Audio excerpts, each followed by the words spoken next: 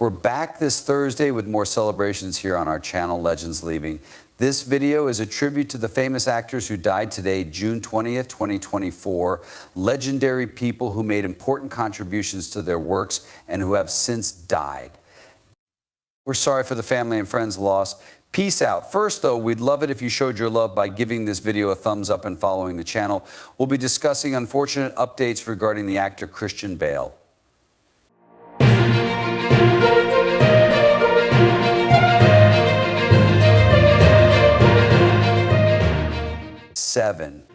The famous Canadian actor Donald Sutherland was born on July 17, 1935 in St. John, New Brunswick.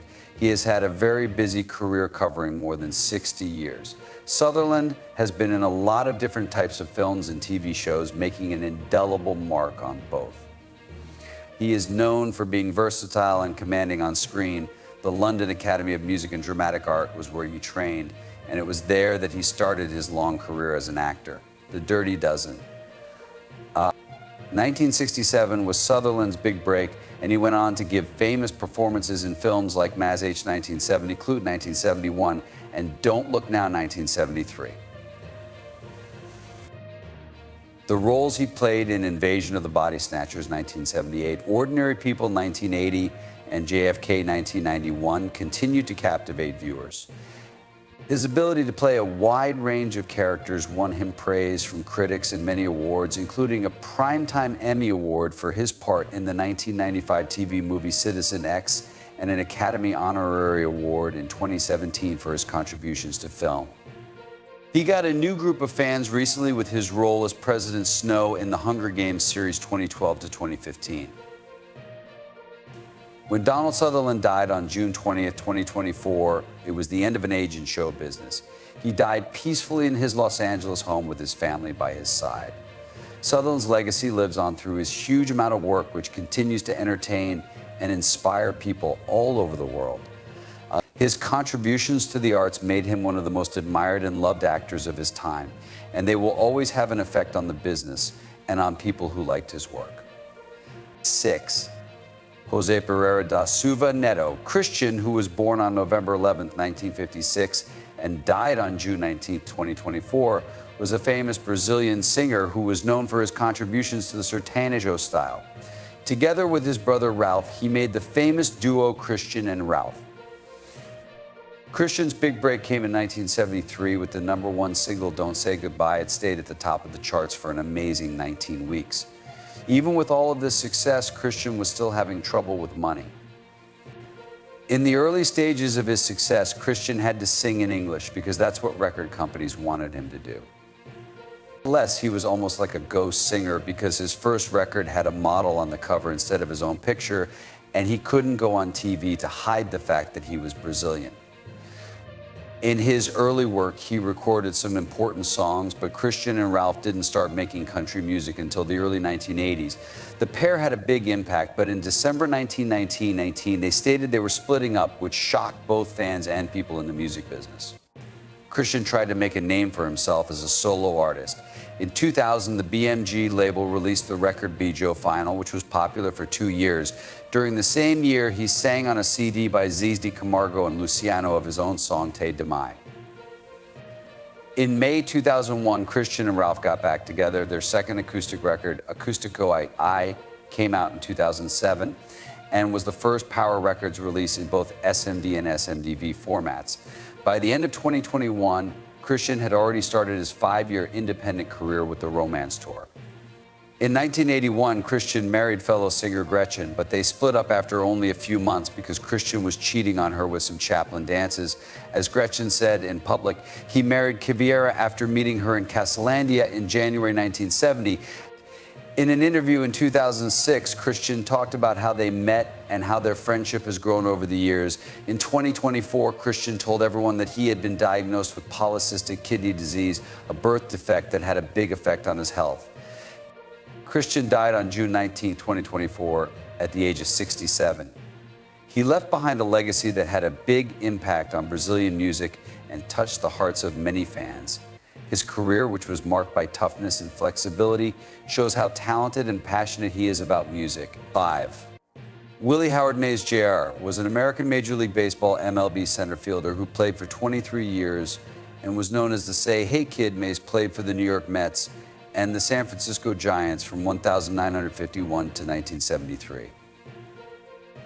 He is thought to be one of the best players of all time. In 1948, Mays joined the Birmingham Black Barons. The next year, the Giants signed him. He was born in Westfield, Alabama. In 1951, his first year in Major League Baseball, he won Rookie of the Year and helped the Giants win their first pennant in 14 years. That year, he won the NL MVP award. His famous over-the-shoulder catch in Game 1 helped the Giants win the World Series. The Giants won the World Series in 1962 with Mays as their manager. In 1965, he got another MVP award.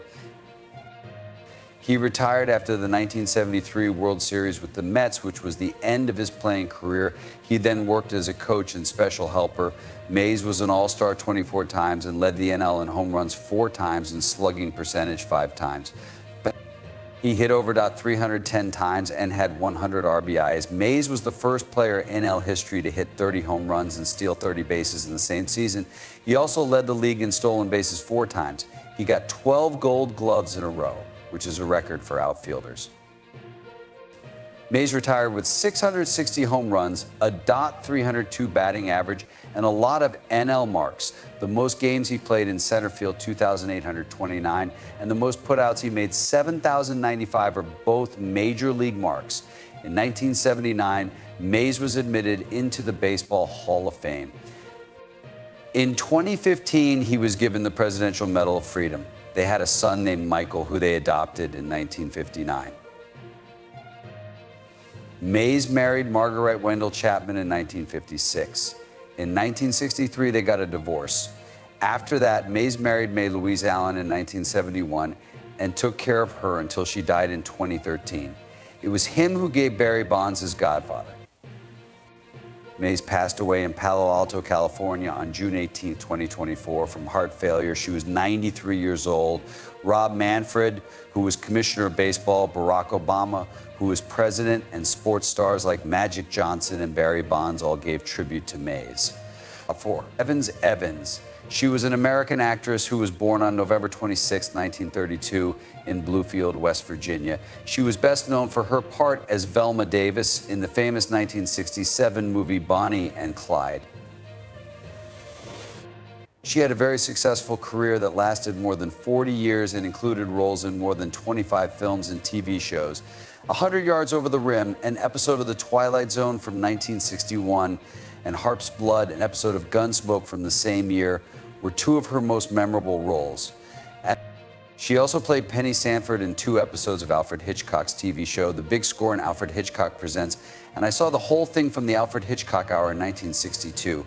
Evans also showed off her acting skills on Broadway, in addition to her work on the big screen. In 1957, she played Flirt Conroy in The Dark at the Top of the Stairs at the Music Box Theater, where she worked with well-known players like Sandy Dennis, Teresa Wright, and Pat Hingle. Her personal life was also interesting. On December 13, 1963, she married the famous director John Frankenheimer. Their marriage lasted until Frankenheimer's death on July 6, 2002, showing that they had a deep and long-lasting relationship in both their personal and work lives. Evans also had a small part in Frankenheimer's 1966 movie Grand Prix, which strengthened their desire to work together. Evans died on June 16, 2024 from effects from pneumonia. After a long and successful career in the entertainment business, her death marked the end of an amazing journey. Her accomplishments on stage and screen were marked by versatility and dedication. People still remember and enjoy her life and work, which had a lasting effect on both audiences and other artists. 3. Margarita Voits. In her early years, Margarita Lombak was a coloratura soprano opera singer from Estonia. She was born in Moscow on October 30th, 1936. She died on June 20th, 2024 from effects from pneumonia. Arthur Richard Lombak, Voits' father, was an Estonian weapon engineer who later became a Marxism-Leninism teacher. Tamara Lombak, her mother, had roots in both Russia and Poland. Margarita spent her early years in Novosibirsk, which is also where she began school. In the end, her family moved back to Estonia and she continued her schooling in Viljandi and Tartu. She finished her schooling at Tartu City Secondary School, no, 2, which is now called the Mina Herma Gymnasium. She then went to Tartu State University to study further at the Faculty of History and Language, where she focused on bibliography. Voits played the lead part in Imre Kallman's operetta Das Weilchen von Montmartre at her university in 1957. This was the start of her move towards a career in music. She quit college to study voice with Linda Saul, an associate professor at the Tallinn Conservatory, after her performance made her feel good. In 1964, Margarita Voits finished from the conservatory and was ready to start working as a professional singer. It wasn't until 1969 that Voits became a singer at the Vanemuine Theatre. When she joined the Estonia Theatre, her work continued to grow, and she stayed there as a famous soloist until 1990. During her work, Margarita Voits was praised for her amazing singing voice and important contributions to the world of opera. She left a lasting mark on the arts. 2. Bon Choy was a famous singer from South Korea who had an amazing rise from being a troubled teen to something very famous.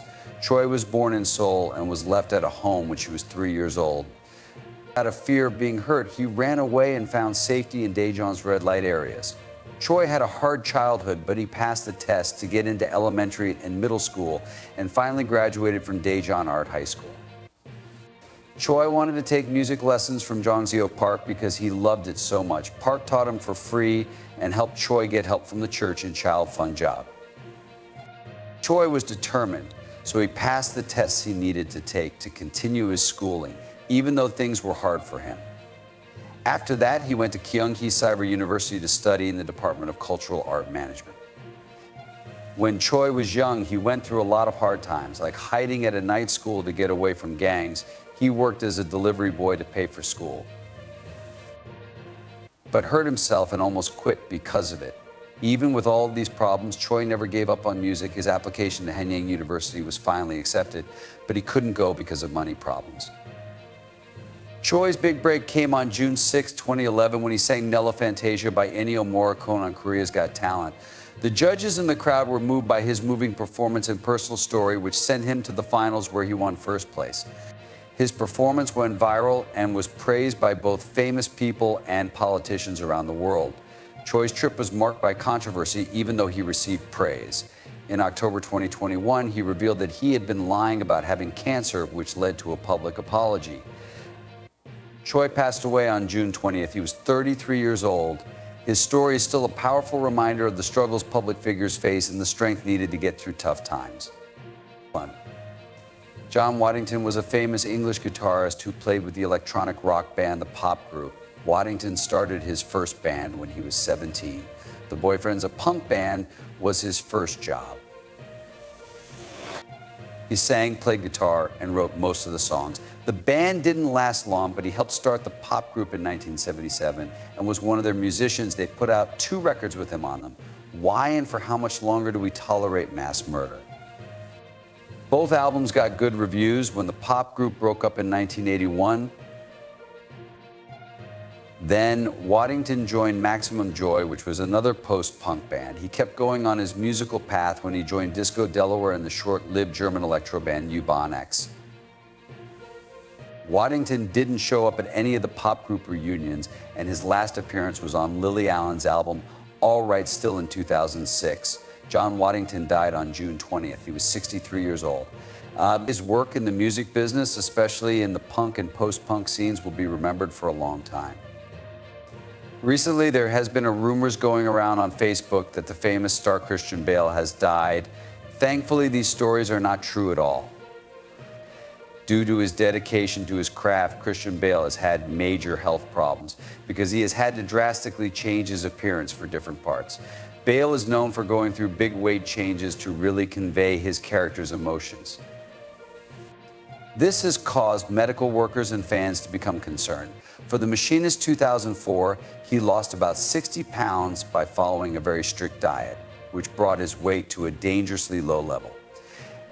The fact that he lost a lot of weight and then quickly put it back on to build strength for Batman Begins 2005 shows how hard he works his body. Bale continued to give his parts his all with extreme makeovers in films like Vice 2018, Rescue Dawn 2006, and The Fighter 2010. For The Fighter, Bale lost a lot of weight to play a former boxer who was addicted to drugs. His performance won him an Academy Award. For Vice, on the other hand, he put on more than 40 pounds to play former Vice President Dick Cheney. This change included both weight gain and the use of prosthetics. Concerns have been raised about how these frequent changes will affect Bale's health in the long run. Big changes in body weight that happen quickly can cause a number of health problems such as metabolic diseases, heart problems, and mental stress. Even though it comes with risks, Bale is still determined to make his acts seem real.